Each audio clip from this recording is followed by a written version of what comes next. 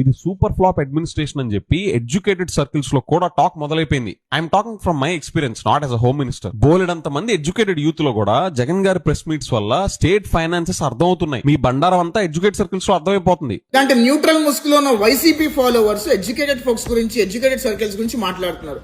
అసలు ఇలాంటి వాళ్ళు ఎడ్యుకేటెడ్ ఫోక్స్ గురించి, ఎడ్యుకేటెడ్ సర్కిల్స్ గురించి మాట్లాడే అర్హతనే లేదు. ఎందుకంటే 95% ఆఫ్ ద ఎడ్యుకేటెడ్ ఫోక్స్ కి జగన్మోహన్ రెడ్డి అనే వ్యక్తి ఒక రాజకీయ ఉగ్రవాది, ఒక ఆర్థిక ఉగ్రవాది అని స్పష్టమైన అవగాహన ఉంది.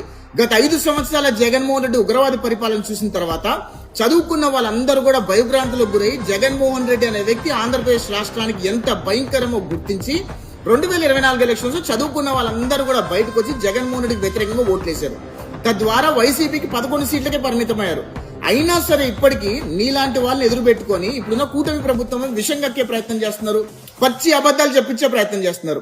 అయినా నువ్వు ఏమంటావంటే ఇప్పుడు ప్రస్తుతానికి జగన్మోహన్ రెడ్డి ప్రెస్ మీట్ పెడితే కూటమి ప్రభుత్వం బండారం మొత్తం బయటపడుతుంది అని అంటున్నావు కదా. జగన్మోహన్ రెడ్డి జీవితంలో ఒక్కసారి కూడా లైవ్ ప్రెస్ మీట్ పెట్టలా.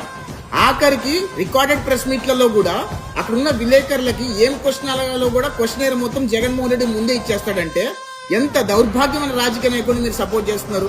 అయినా సరే నువ్వు చూడటానికి చదువుకున్నోళ్ళనే ఉన్నావు కదా. జగన్మోహన్ రెడ్డి చరిత్ర మీకు తెలుసు కదా.